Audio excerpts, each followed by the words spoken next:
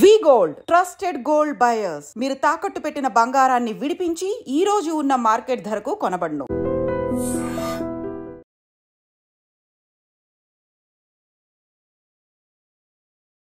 అంటే సార్ ఇప్పుడు ఎవరికైనా కానీ టెస్ట్ చేసిన వెంటనే ఇప్పుడు ఐటీ ఎంప్లాయీస్లో 100% వాళ్ళకు కూడా గ్రేడ్ 1 ఫ్యాటీ లివర్ అనేది కూడా ఉంటుందని కామన్గా చెప్పారు కదా.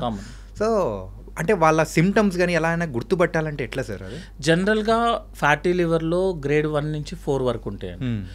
ఏ గ్రేడ్లో కూడా అతనికి ఏ ప్రాబ్లం ఉండదు, ఏ కంప్లైంట్ ఉండదు.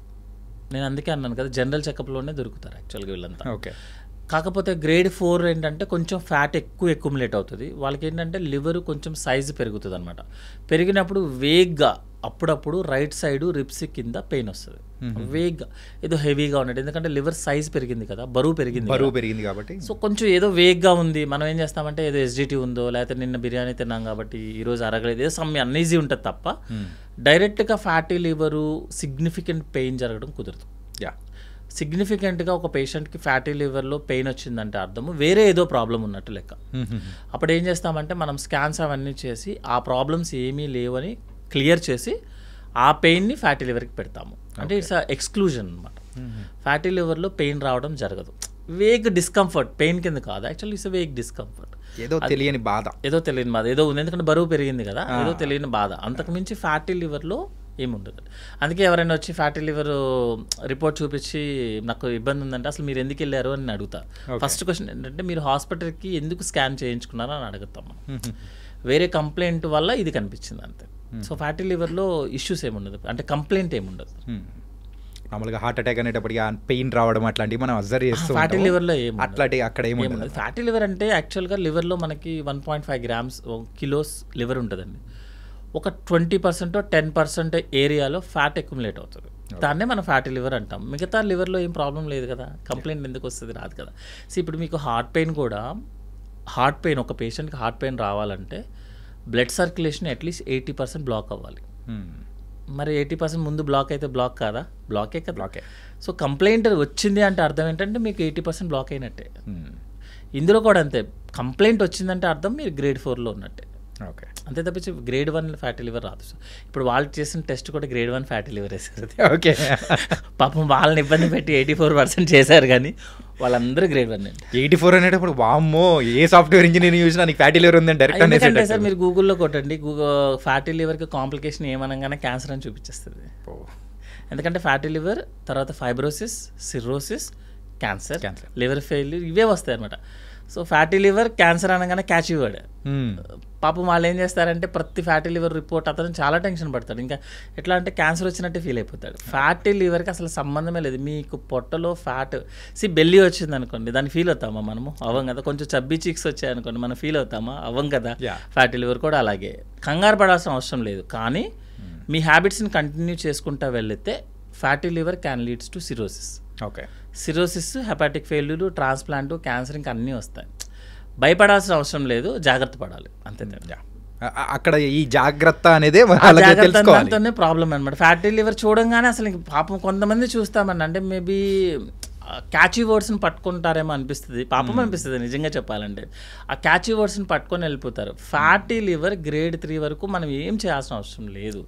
కొంతమంది అడుగుతారు వచ్చి, సార్ ట్రీట్మెంట్ ఇవ్వండి, ఫ్యాటీ లివర్ తగ్గించేయాలంటే. మనకి ఒబీసీ వచ్చాము, పొట్ట బెల్లీ ఫ్యాట్ పెరిగింది, ఏం చేస్తారు మీరు? ఫిజికల్ యాక్టివిటీ చేస్తారు. మెడిసిన్స్ వాడితే తగ్గుతుందా? నేను అదే చెప్తా, ఫ్యాటీ లివర్కి జస్ట్ హ్యాపీగా ఎక్సర్సైజ్ చేసుకోండి, ఫిజికల్ యాక్టివిటీ చేసుకోండి. దేనివల్ల వచ్చింది? లివర్ ఆయిలీ ఫుడ్ తినడం వల్ల. హ్యాపీగా ఆయిలీ ఫుడ్ లేకుండా కొంచెం కంప్లీట్గా ఆయిల్ లేకుండా తింటే డేంజర్. ఓకే. ఆయిల్ కూడా కావాలి, ఆయిలే కావాలి యాక్చువల్గా చెప్పాలంటే ఒక లిమిట్ వరకు. హ్యాపీ కొత్తగా ఆయిల్ యాడ్ చేయకుండా, ఫ్రై ఐటమ్ కాకుండా కర్రీలో హ్యాపీగా తినొచ్చు. అది కూడా లేకపోతే మన బాడీ పనిచేయదు యాక్చువల్గా. మన బాడీలో ప్రతి పార్ట్కి ఆయిల్ కావాలి. ఆయిల్ లేకుండా మిషన్ పనిచేయదు, మన బాడీ కూడా పనిచేయదు. సార్ ఫుడ్ గురించి ఒక టాపిక్ వచ్చింది కాబట్టి, సో రీసెంట్గా ఒక రీలో అండ్ కొన్ని చూశాను, సో దాని గురించి మీరు చెప్తే బాగుంటుందని. అదేంటంటే ఆవకాయ పచ్చడి. సో దానివల్ల కూడా లివర్ ఇష్యూస్ కానీ కిడ్నీ ఇష్యూస్ అన్నీ రావడం అనేది కూడా జరుగుతాయి అని చెప్పేసి కూడా అంటూ ఉన్నారు. ఏంటంటే ఈ ఊరగాయల వల్ల కానీ పికిల్స్ ఏంటి సార్ అది నిజమేనా? జనరల్గా అండి ఒక ఫుడ్ ఐటమ్ వల్ల రెగ్యులర్గా తీసుకుంటేనే ప్రాబ్లం అవుతుంది. ఇప్పుడు మాకు టెక్స్ట్ బుక్స్లో ఎలా ఉంటుందంటే థైరాయిడ్ హైపోథైరాయిడిజం రావడానికి క్యాబేజీ క్యాలీఫ్లవర్ తీసుకుంటే మీకు థైరాయిడ్ లెవెల్స్ డౌన్ అవుతాయని మాకు క్వశ్చన్ ఉంటుంది. ఎక్కడ ఎవరికి వస్తుంది ఇది ప్రాబ్లం ఏంటంటే క్యాబేజీ క్యాలీఫ్లవర్ అనేది రోజు ఫుడ్ వాళ్ళకి, బికాజ్ ఆ ఏరియాలో వాళ్ళకి ఇంకేం దొరకవు. రోజు వాళ్ళకి క్యాబేజీ క్యాలీఫ్లవర్ ఉండాల్సిందే. నార్త్ ఇండియా వాళ్ళకి చపాతీ ఎలా ఉంటుందో ఉండాల్సిందే, ఎందుకంటే వాళ్ళకి ఆ ఫుడ్ వేరే ఫుడ్ లేదు. సో వాళ్ళకి మనం టెస్ట్ చేసినప్పుడు థైరాయిడ్ లెవెల్స్ డౌన్ అవుతాయి. మనకి ఇప్పుడు సపోజ్ ఇండియన్ సెటప్లోనో లేకపోతే ఏషియన్ కంట్రీస్లోనో మనం నెలకు ఒకసారి క్యాబేజీ క్యాలీఫ్లవర్ తింటే చాలా గొప్ప. ఇంకొకటి ఏంటంటే కొన్ని ఫుడ్స్ ఉంటుంది, ఇప్పుడు మనకి టమాటాలు తింటే స్టోన్స్ వస్తాయి, టమాటాలు తినదని చెప్తారు. మనం ఒకసారి ఆలోచిస్తే మనం నెలకొక మేబీ ఒక పావు కిలో టమాటా తింటామేమో జనరల్గా పర్ హెడ్. లేదు టమాటా తింటే కిడ్నీ స్టోన్స్ వస్తే టమాటా తినొద్దని చెప్తారు. టమాటా తింటే మీరు antioxidants, anti cancer agent. Cabbage cauliflower అనేది anti cancer agent, antioxidants, healing power చాలా ఫాస్ట్ ఉంటుంది. మీరు ఒక ఫుడ్తో ఒక డిసీజ్ని డిసైడ్ చేయడానికి లేదు యాక్చువల్గా. రెగ్యులర్గా తీసుకోవడం అనేది రాంగ్. ఇప్పుడు మీరు పిక్కిల్ ఇది తీసుకున్నారనుకోండి, మన ఇండియన్ సెటప్లో పిక్కిల్తో తింటేనే వీఆర్ ఫీలింగ్ లైక్ హ్యాపీ. మీరు పిక్కిల్ని ఒక కాంబినేషన్లో తీసుకుంటే లేక పప్పుతో ఆయిల్తో ఒక కాంబినేషన్లో తింటేనే we will be feeling happy. అట్లాగని రోజు తీసుకుంటే గ్యాస్ట్రిక్ ఇట్స్ వెరీ డేంజర్ యాక్చువల్గా రోజు అనేది. ఎందుకంటే మీరు పిక్కిల్ తయారు చేసే విధానం చూసుకుంటే యాక్చువల్గా మనకు వచ్చేస్తుంది. యాక్చువల్గా పిక్కిల్ ఎట్లా తయారు చేస్తాము అంటే అన్ని ఐటమ్స్ యాడ్ అవుతాయి. Main is spicy pepper add అవుతుంది, కారము, దాంట్లో ఒక ఆయిల్ యాడ్ అవుతుంది. ఒక ఆయిల్ ఎలా చేస్తారు అని తెలుసు కదా, ఫుల్ ఆయిల్ పెడితే తప్ప అది ప్రిజర్వ్ అవ్వదు, ఎందుకంటే 1 year ఉండాలండి, సమ్మర్ టు సమ్మర్ ఉంటుంది. సో అది కూడా ఏంటంటే మొత్తం నింపాలి, ఆ ముక్క అంతా లోపల అయ్యేదాకా అది ఊరాలి అని చెప్తారు యాక్చువల్గా. అది ఉంటే తప్ప ఆ టేస్ట్ రాదు. అంటే మీకు ఆ కంప్లీట్ ఆయిల్లో, అది కూడా 1 year oil without any sterilization, మీరు జాడీ లాంటి దాంట్లో పెడతారు. మీరు ఆయిల్ని 1 year పాటు అలాగే ఉంచి విత్ ఫుడ్ మెటీరియల్స్తో ఉంచినప్పుడు ఎంత రియాక్షన్ ఉంటుంది. బట్ ఏంటంటే ఒక టేస్ట్ కోసమో ఒక ఫీలింగ్ కోసమో కొంతమంది అది లేకపోతే అవ్వదు. అట్లాగనే అదేదో సర్వరోగ నివారణ లాగో లేకపోతే అది తింటే ప్రాబ్లం లేదు యాక్చువల్గా. కానీ అప్పుడప్పుడు ఎప్పుడైనా if you are not feeling well, మనం తింటే మనకు బాగుంటుంది అని చెప్పారు. ఇప్పుడు నేను ఉన్నాను అనుకోండి, నాకు వీక్లీ వన్స్ ఆ పిక్కిలు పప్పు కలపకపోతే I will not feeling happy. ఎందుకంటే అదే కదా ఫస్ట్ నుంచి మనం అదే సినిమాలో చూపించినట్టు ఒక్కసారి నాలిక మీద పచ్చడి తగిలితేనే అదో ఆనందం. అంతేనే మనము ఎక్కడి నుంచి స్టార్ట్ అయ్యాము. ఎందుకంటే మీరు ఇప్పుడు ఉంటే విలేజ్ బ్యాక్గ్రౌండ్లో వచ్చిన ఏ మూవీస్ కూడా ఫ్లాప్ అవ్వవు జనరల్గా. అట్లీస్ట్ ఓటీటీలోనే హిట్ అవుతాయి, బికాజ్ అందరము అక్కడి నుంచి వచ్చిన వాళ్ళు. ఎక్కడి నుంచి వచ్చినా ఫైనల్గా మనం ఎంత సిటీ బ్యాచ్ అయినా సరే విలేజ్ బ్యాక్గ్రౌండ్ నుంచి మనకు అది టచ్ అవ్వగానే విల్ ఫీల్ లైక్ మనం బాగున్నాం అన్న ఫీలింగ్ వస్తుంది. మనం ఫుడ్ ఐటమ్స్ కూడా అక్కడి నుంచి వచ్చినాయి కదా. మీరు ఎన్ని పిజ్జాలు బర్గర్లు తిన్నా, అంత డిఫరెంట్ డైట్లు మీరు ఫాలో అయినా, ఒక్కసారి అది పడితేనే విల్ ఫీల్ లైక్ హ్యాపీ. దానికోసం తప్ప ఆ ఫుడ్ వల్ల ఎక్కువ తీసుకుంటే ఎసిడిటీ రావటం, ఎందుకంటే ఆయిల్ ఫుడ్ కాబట్టి. యాక్చువల్గా ఈ రిఫ్రిజరేషన్ సిస్టమ్ రాకముందు కొన్ని కంట్రీస్లో బాగా కరువులాగా ఉండేది కదండి. యాక్చువల్గా వాళ్ళు ఏం చేసేవాళ్ళంటే బాగా ఉప్పుతో, సాల్ట్తో, ఈ పికిల్లో మనకి సాల్ట్ కూడా ఉంటుంది, full salt, that is rock సాల్ట్తో వేస్తారు. రెగ్యులర్ సాల్ట్, మన అయోడైజ్ సాల్ట్ ఉండదు అందులో. యాక్చువల్గా రాక్ సాల్ట్ అయితేనే పికిల్ వస్తుంది. సో ఆ సాల్ట్ని యూస్ చేసి వాళ్ళు ఆ వెజిటేబుల్స్ని ప్రిజర్వ్ చేసేవాళ్ళు. చేసి దాన్ని తినడం స్టార్ట్ అయింది యాక్చువల్గా. తర్వాత క్యాన్సర్స్ రావడం స్టార్ట్ అయింది. ఇది ఆ ఫుడ్ ఐటమ్స్ వల్ల gastric cancer most common is జపాన్లో, కొరియాలో స్టార్ట్ అయింది అనమాట యాక్చువల్గా. సో ప్రిజర్వేటివ్ ఫుడ్ తినడం వల్ల మనకి ఇంటెస్టైనల్ క్యాన్సర్స్ రావడం ఎక్కువ. ఇప్పుడు మనకి when compare to north India, south ఇండియాలో క్యాన్సర్స్ ఎక్కువ ఉంటాయి, ఇంటెస్టైనల్ క్యాన్సర్స్. ఇది సౌత్ ఇండియాలో ఎక్కువ. సౌత్ ఇండియాలో క్యాన్సర్స్ ఎక్కువ. ఇంటెస్టైనల్ క్యాన్సర్ అంటే ఒకటి సేమ్ వర్డ్స్ ఉంది, ఇంటెస్టైనల్ క్యాన్సర్స్ అనమాట. బికాస్ స్పైసీ ఫుడ్ ఎక్కువ మన వైపు యాక్చువల్గా, ఫ్రై ఐటమ్, స్పైసీ ఫుడ్ ఎక్కువ ఉంటుంది యాక్చువల్. ఇంకోటి అంటే బింగ్ ఈటింగ్ ఉంటుంది మన దగ్గర. సో ఇంటెస్టైనల్ క్యాన్సర్స్ ఎక్కువ వస్తాయి. అల్సర్స్ రావటము, గ్యాస్ట్రిక్ ప్రాబ్లమ్స్, ఎసిడిటీస్, ఇవన్నీ కూడా ఆ పికిల్స్ టైప్ ఆఫ్ ఫుడ్ తినడం వల్ల వస్తుంది యాక్చువల్గా. సో ఎక్కువ తినడము తప్పే, అట్లాగనే మీరు అసలు తినకూడదని చెప్పడం అనేది రాంగ్. ఎట్లా ఉందంటే మీరు కంప్లీట్గా ఆల్కహాల్ బంద్ చేయమని చెప్తే ఇండియాలో 100% ఎవరు ఫాలో అవ్వరు సార్. అలా కాకుండా మీరు ఆల్కహాల్ లిమిటెడ్గా, వెరీ లిమిటెడ్గా తీసుకోండి, కంట్రోల్డ్గా తీసుకోమని చెప్పండి, 99% ఫాలో అవుతారు సార్. ఓకే. మీరు కంప్లీట్గా ఆపేయమని చెప్పండి, 6 నెలల తర్వాత మళ్ళీ స్టార్ట్ చేస్తారు. ఈసారి గట్టిగా స్టార్ట్ చేస్తారు, కసిగా స్టార్ట్ అవుతుంది. అది డాక్టర్ చెప్పారంటే ఇంకా దాన్ని ఎక్కువ ఫాలో అవుతుంటారు. సో కొంతమంది కూడా చెప్తారు ఇది మీరు ఆల్కహాల్ తీసుకుంటే హార్ట్కి మంచిదంట కదా అని. అది కోల్డ్ కంట్రీస్లో పనిచేస్తుంది. బట్ ఆల్కహాల్ తీసుకుంటే హార్ట్కి మంచిది ఇన్ కోల్డ్ కంట్రీస్. ఆ కోల్డ్ కంట్రీస్ అనేది మనం మాస్క్ చేస్తాం, కట్ చేస్తాం ఎడిటింగ్లో, సెన్సార్లో పోతుంది. అంటే ఈవెన్ మేము పెట్టినా పీపుల్ అది వినరు సార్. ఆ డాక్టర్ చెప్పారు అంతవరకే తాగడం మంచిది అంట అని చెప్పేసి అదే కోల్డ్ కంట్రీస్లో వర్క్ అవుతుంది. అట్లాగని కంప్లీట్గా ఆపేమన్నా కూడా ఆపరు సార్ ఎవరు ఆల్రెడీ, ఎందుకంటే అది సోషల్ డ్రింక్ అయిపోయింది యాక్చువల్గా. మనకి చిన్న నార్మల్ వాటర్ ఎలాగో ఇప్పుడు అది సోషల్ డ్రింక్ అనమాట. అందుకని పికిల్స్ దగ్గర కూడా వచ్చేటట్టుగానే పికిల్స్ తీసుకోవడం అనేది సేఫ్ కాదు సార్. అది ఏమి చెప్పినా కూడా అది ఆల్రెడీ ఓల్డ్ నుంచి మనకి ప్రూవెన్ అనమాట. ఇప్పుడు మనం కూడా రోజు కంటిన్యూస్గా 1 వీక్ పికిల్స్ తీసుకొని తినండి, గ్యాస్ మండకపోతే అప్పుడు అడగండి. గ్యాస్ మండుతుంది, మోషన్ ప్రాబ్లం అవుతుంది, యూరిన్ మండుతుంది. ఎందుకు మండుతుంది? డైరెక్ట్గా మన పికిల్ ఏమన్నా మోషన్లో వచ్చేస్తుందా? కాదు కదా. ఆ డైజెషన్ ప్రాసెస్సే ప్రాబ్లం అవడం వల్ల ఇదంతా అనమాట. అట్లాగానే అసలు కంప్లీట్గా అవాయిడ్ చేయండి అని చెప్తే మనం అనేది ఫీలింగ్ పోతుంది. మన లైవ్లీనెస్ కూడా ఉండాలి కదా మనకు కూడా. సో అది పోతుంది. సో వీక్లీ వన్స్ అనేది ఓకే, నాట్ కంటిన్యూస్. ఇంకా మనము జనరల్గా పికిల్స్ అంటే మనం ఎవ్రీడే చేసే పికిల్స్ కూడా ఉంటుంది యాక్చువల్గా. That is okay. డైలీ అంటే ఎవ్రీడే చేసుకుంటారు జనరల్గా, అది 1-2 టైమ్స్ అనేది దట్స్ ఓకే. బట్ ఏంటంటే ఏదో కంటిన్యూస్గా అనేది అది మండుతుంది యాక్చువల్గా. అన్ని గ్యాస్ట్రైటిస్ వస్తుంది, ఇండైజెషన్ ప్రాబ్లమ్స్ వస్తాయి. ఇంకోటి ఏంటంటే ఒక ప్రోడక్ట్తో కొంతమంది చెప్తారు యాక్చువల్గా ఈ ప్రోడక్ట్ తింటే యాంటీ క్యాన్సర్ ఏజెంట్ పికిల్లో. మనం క్యాన్సర్ ప్రోడక్ట్స్ అన్నీ కూడా లైక్ స్పైసెస్ నుంచే వస్తుంది యాక్చువల్గా. మనం ఏదైతే క్యాన్సర్స్కి యూజ్ చేస్తున్న మెడిసిన్స్ చాలా అవి స్పైసెస్ నుంచి వస్తాయి. సో చూసారా, స్పైసెస్ దాటి నుంచే కదా క్యాన్సర్ డ్రగ్స్ వచ్చాయి. సో ఈ స్పైసెస్ తీసుకుంటే మీకు క్యాన్సర్ రాదు అనేది, రాకపోవచ్చు అది వేరే విషయం, కానీ మిగతా ప్రాబ్లమ్స్ వస్తాయి కదా. మీరు పికిల్స్తో పాటు మీరేమీ డైరెక్ట్గా ఆ పికిల్ ముక్కే తిన్నారు కదా, దాంతోపాటు ఆయిల్ ఉంటుంది, పెప్పర్ ఉంటుంది, అన్నీ ఉంటుంది. నెక్స్ట్ సాల్ట్ ఉంటుంది, హై సోడియం ఉంటుంది. ఇప్పుడు ఉన్న లేటెస్ట్ గైడ్లైన్స్ ఏంటంటే sugar, easily available sugar and high sodium is a more danger than anything, even alcohol also. Alcohol smoking కన్నా మనకి sugar, sodium is a more danger అనమాట. ఓకే. అవన్నీ add అవుతాయి కాబట్టి పికిల్ అనేది అవాయిడ్ చేయడం అనేది సేఫ్. ఓకే, గుర్తుపెట్టుకోండి. ఎప్పుడో ఒకసారి అయితే ఓకే, కానీ రెగ్యులర్గా అయితే ఓకే సార్, నో ప్రాబ్లం. ఎప్పుడో ఒకసారి ఈవెన్ స్మోకింగ్ ఆల్సో ఓకే, ఎందుకంటే లైవ్లీనెస్ కోసం.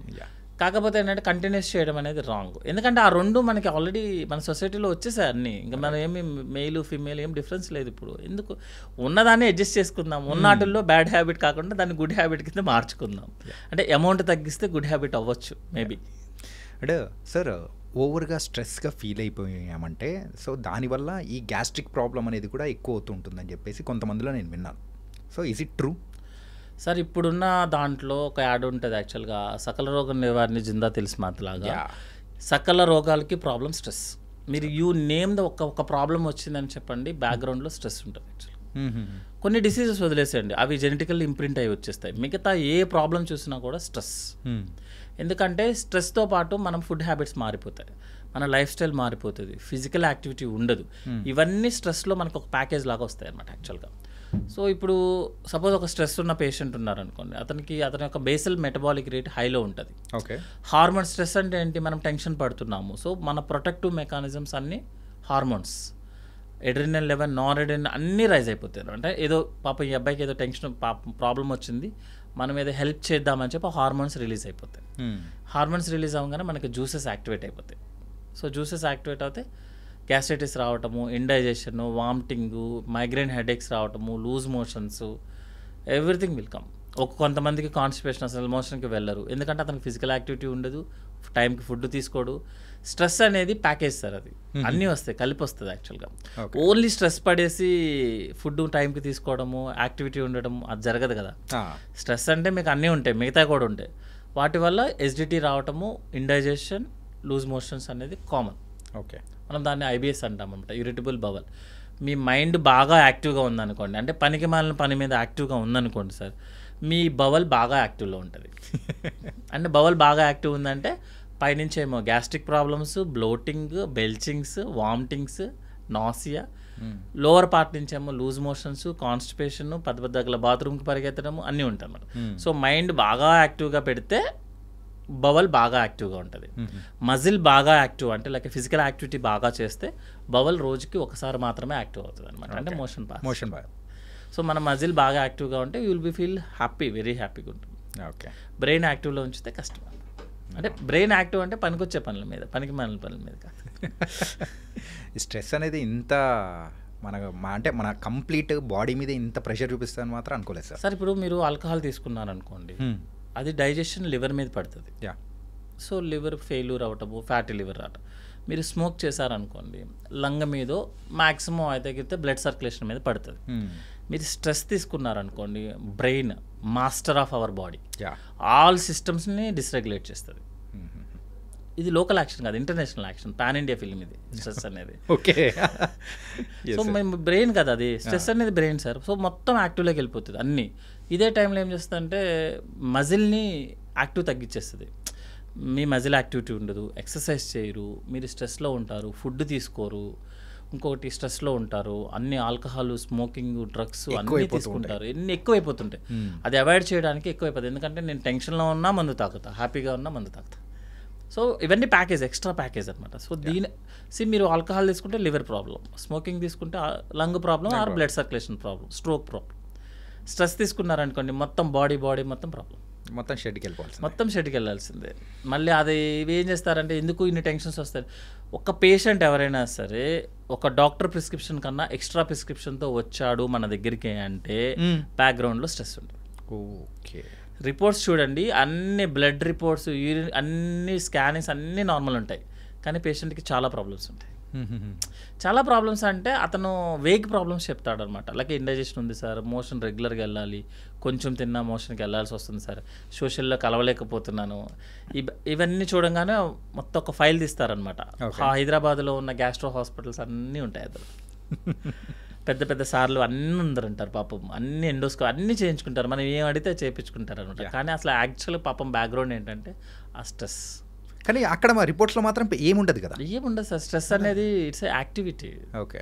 ఇట్స్ కరెంట్ టైప్లో అనమాట. ఎక్కడ చూపిస్తాం, ఓన్లీ లైట్ మాత్రమే కనిపిస్తుంది, కరెంట్ కనిపిస్తుంది కదా. మైండ్లో ఉంటుంది. అతనితో పాటు 10 మంది అటెండర్స్ వస్తారు, వాళ్ళ ముందు ఓపెన్ అవ్వలేడు, తన ప్రాబ్లమ్స్ ఎవరికి చెప్పలేడు. యాక్చువల్గా చెప్పాల్సిందేమో సైకియాట్రిస్ట్ దగ్గరికి. మనం ఏం చేస్తామంటే సైకియాట్రిస్ట్ అనగానే కొంచెం వేరేగా ఆలోచిస్తాము, సినిమాలలాగా జోక్స్ వేసుకోవడం అట్లా ఉంటుంది. సో ఇప్పుడు లేటెస్ట్గా అంతా స్ట్రెస్సే సార్. ఓకే.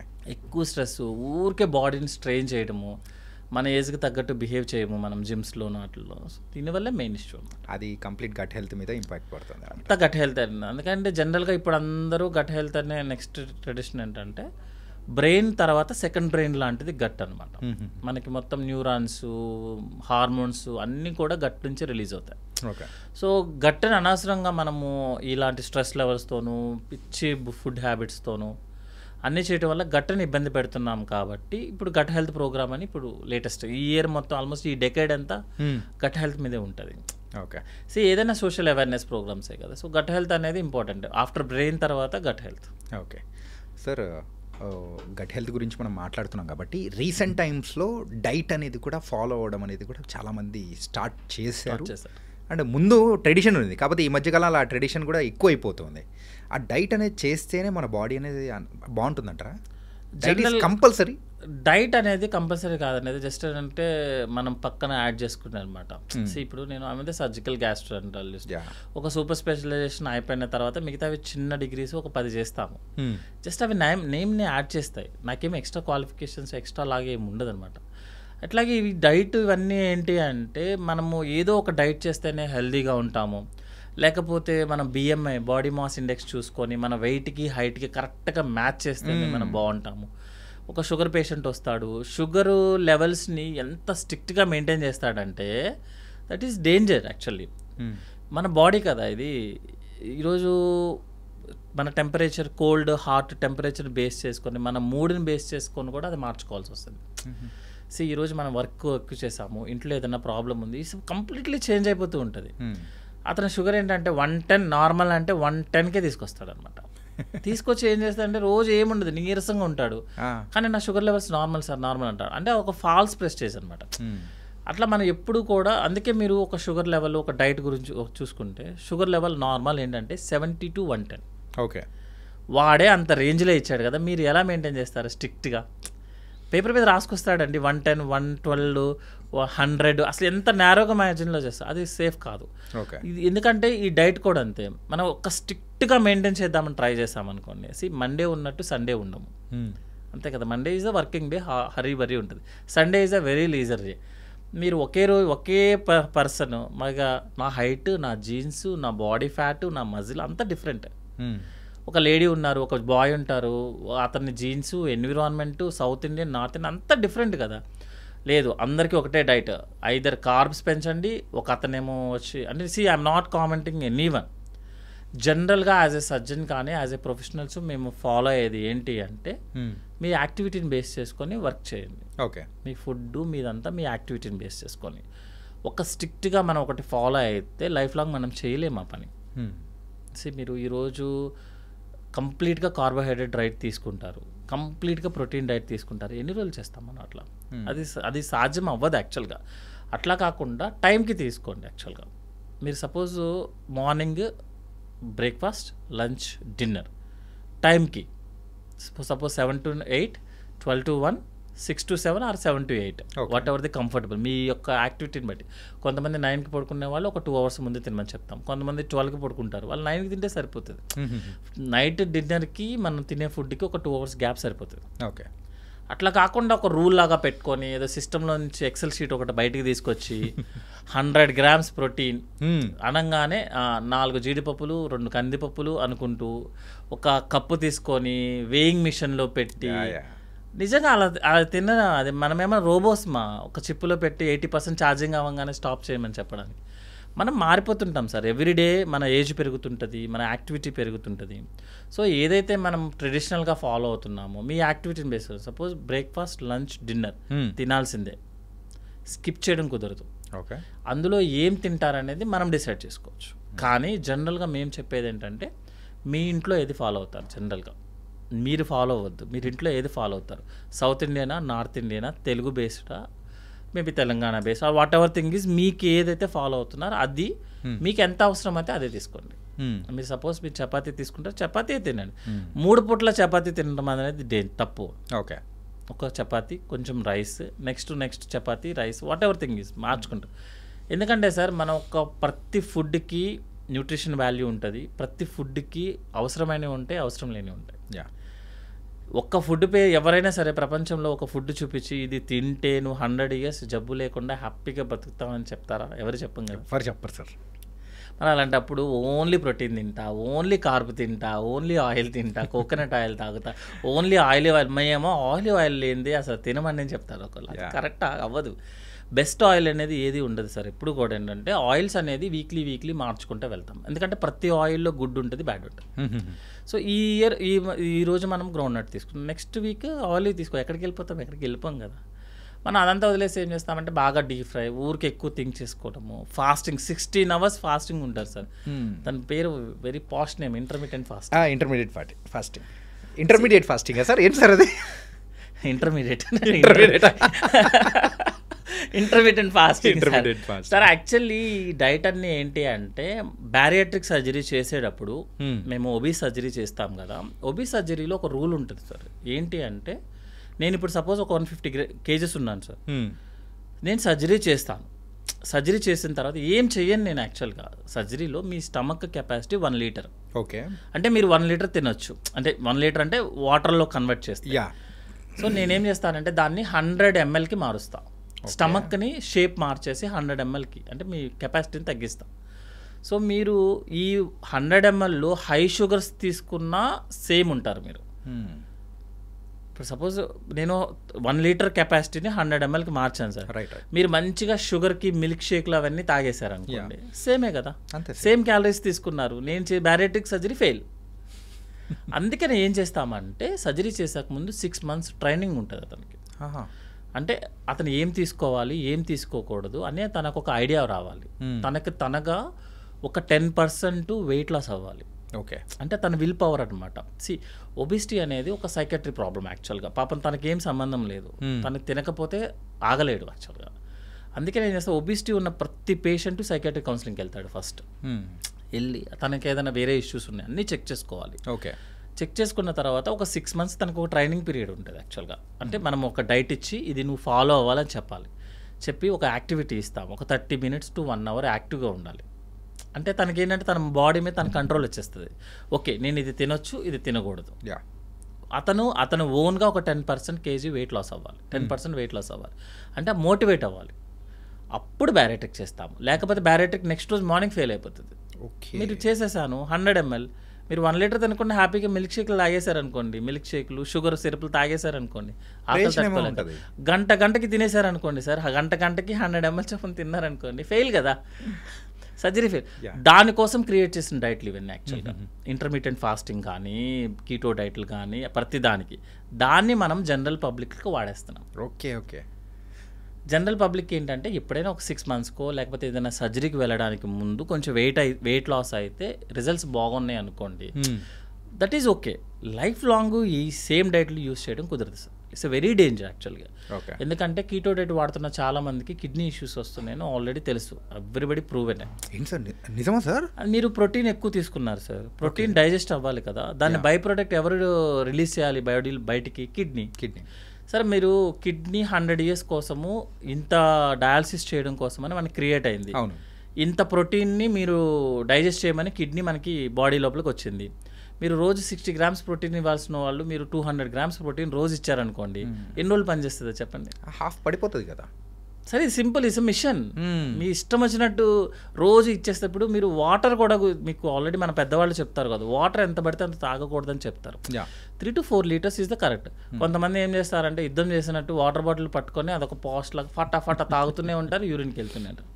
మీరు రోజుకి 3 liters చొప్పున ఫిల్టరేషన్ చేయడానికి మీ కిడ్నీ తయారు చేశారు, దేవుడు ఇచ్చాడు మనకు. ఓకే, దాన్ని మీరు రోజు 5 లీటర్లు పోసారనుకోండి, దాని వర్కింగ్ కెపాసిటీ తగ్గిపోతుంది, మిషన్ తగ్గిపోతుంది కదా సార్. ఎక్కువ రోజులు నడిస్తే కాలు అరిగిపోదా?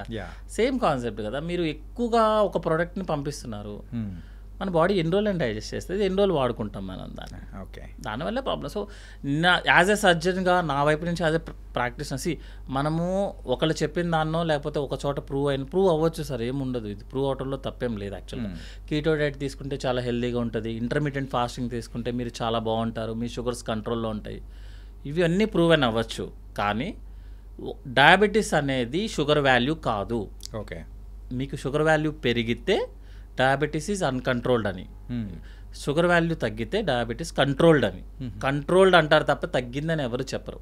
కంట్రోల్లోకి వచ్చిందని. అవును సార్, ఒక్కసారి షుగర్ వచ్చిన వాళ్ళు కంట్రోల్లో ఉంది అని అంటారు తప్ప, షుగర్ అనేది ఒక వాల్యూ, డయాబెటీస్లో షుగర్ వాల్యూ అనేది వాల్యూ చూపిస్తుంది అంతే, కంట్రోల్డా అన్కంట్రోల్డా అంతే తప్పించి మీకు షుగర్ తగ్గిందా, షుగర్కి సంబంధించిన ఏదైనా సైడ్ ఎఫెక్ట్స్ అవుతున్నాయా లేదనేది చెప్పదు ఎప్పుడు. ఓకే, సో అంటే మనం అంత స్ట్రిక్ట్గా మెయింటైన్ చేయడం అనేది రాంగ్. మనం ప్రోగ్రామ్ కాదు సార్, టైం టేబుల్లో రాసుకొని 2 జీడిపప్పులు 2 బాదం పప్పులు ఒక గిన్నె ఒకటి తీసుకొని, అదేదో చిన్న వెయింగ్ మిషన్స్ వచ్చాయి, దాని మీద పెట్టుకొని కరెక్ట్గా 90 grams రైసు అట్లా అనేది, that is the danger. Okay, so నేనైతే సజెషన్ చేయమంటే మీరు టైంకి ఫుడ్ తినండి, బయట ఫుడ్ మ్యాక్సిమం అవాయిడ్ చేద్దాం. ఆయిల్ కూడా ఏంటంటే ఫ్రై ఐటము ఆయిలీ ఐటమ్ తగ్గించుకోవడము, టేస్ట్ కోసం కాకుండా తగ్గించుకోవడం, ఆయిలీ ఐటమ్స్ తగ్గించుకోవడము.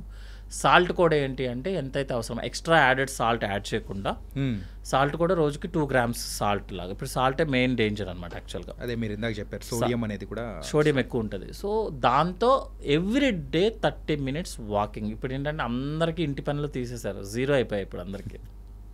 మేమైతే 0, ఇంటి పనులు లేవు, బయట ఎండలో తిరగడం లేదు, యాక్టివిటీ లేదు. ఇప్పుడు ఏదో బై మిస్టేక్ అదృష్టం కొద్ది గేటెడ్ కమ్యూనిటీస్ వచ్చి మనల్ని బతికిస్తున్నాయి, కానీ ఇండివిజువల్ హౌసెస్లో అయితే 0 యాక్టివిటీ. ఇంటికి వెళ్ళాం, ఏదో సినిమాలో చెప్పినట్టు ఇంట్లో తలదించితే ఇన్స్టిట్యూట్లో ఎత్తాలి, ఇన్స్టిట్యూట్లో తలదించితే ఇంట్లో ఎత్తాలి అన్నట్టు తగ్గిపోతుంది కదా. సో గేటెడ్ కమ్యూనిటీస్ వల్ల మనకి యాక్టివిటీ పెరుగుతుంది. So physical activity at least 30 to 45 minutes per day చేసుకొని, జిమ్ చేస్తారా, యోగా చేస్తారా, వాకింగ్ చేస్తారా, అది మన కంఫర్ట్స్, మనకున్న యాక్టివిటీ ప్రకారం చేసుకుంటూ ఉంటే యూ విల్ బీ హెల్దీ. ఒకవేళ ప్రాబ్లం వచ్చిందనుకోండి, హ్యాపీగా డాక్టర్స్ దగ్గరికి వెళ్ళండి, చూపించుకోండి, ట్రీట్మెంట్ తీసుకోండి, అయిపోయింది.